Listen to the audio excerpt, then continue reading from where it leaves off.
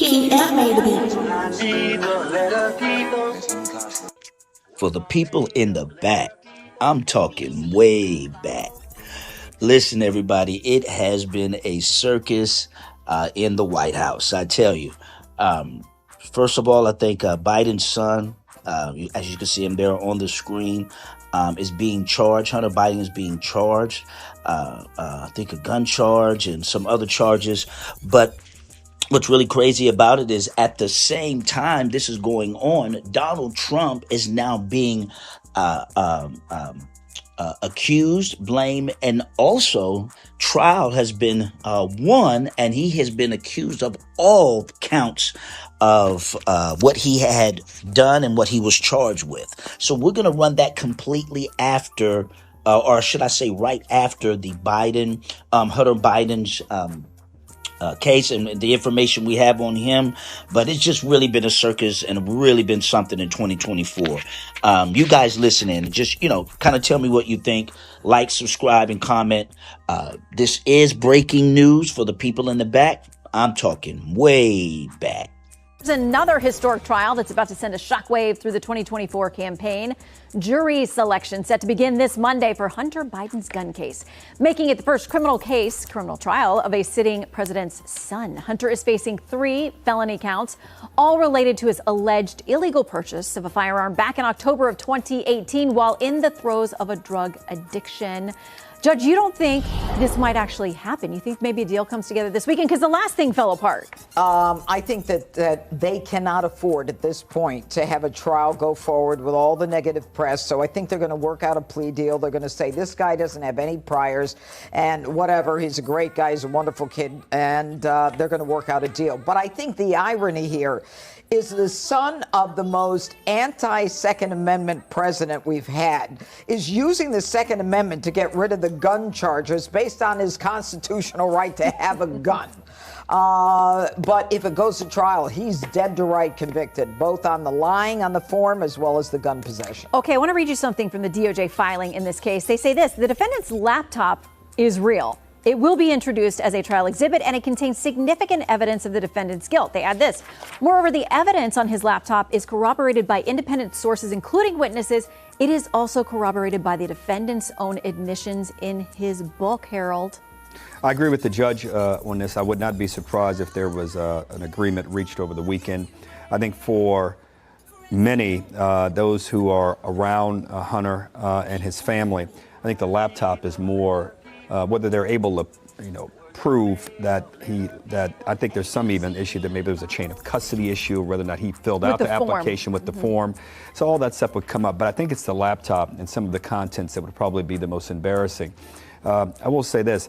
I said it yesterday. That Justice Sonia Sotomayor wrote the majority opinion, I saw you on earlier, in a case that protects the NRA because their rights were violated. Their First Amendment rights were violated by the New York Department of Financial Services.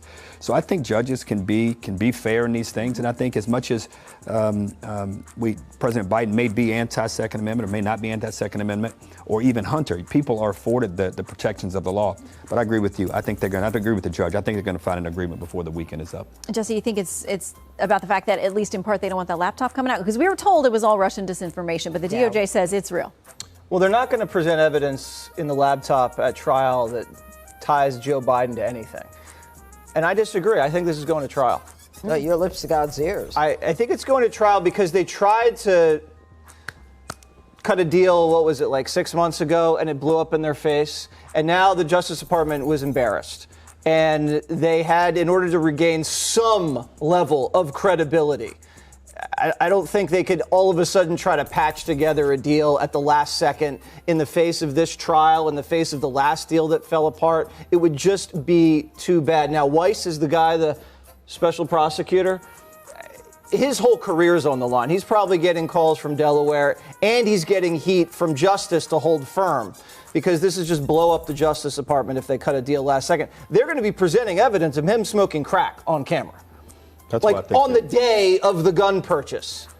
And they're going to be bringing in exes, 3 ex-girlfriends. One is the widow of the other son, and Joe Biden paid her a visit earlier in the week.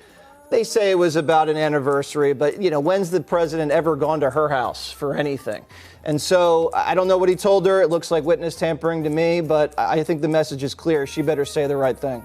I got you a new pen. Thank you very much. You're welcome, Greg.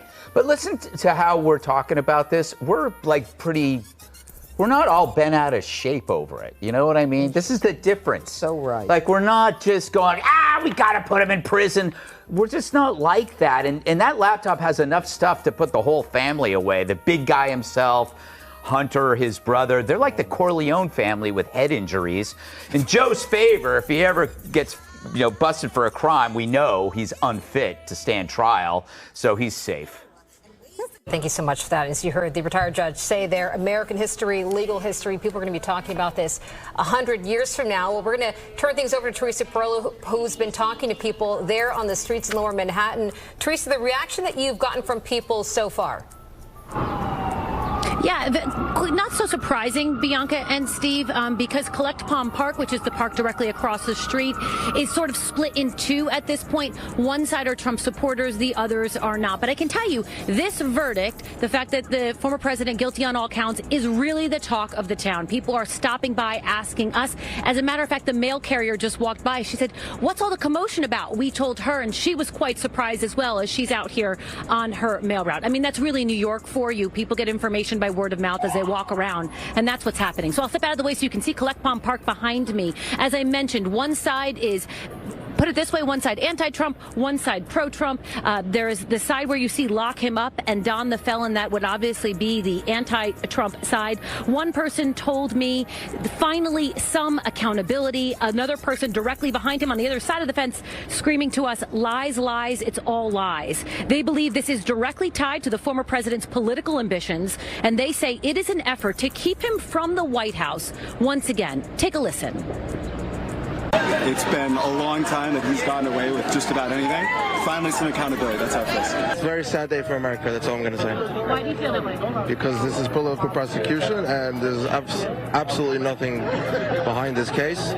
And I hope they appeal it. I'm kind of shocked that they actually found him guilty. Why are you shocked? Because people of his magnitude don't usually see the inside of a jail. And it still remains to be seen that he's actually going to see the inside of a jail. So with that being said, the jury's still up, or if he's actually going to see the inside of a jail.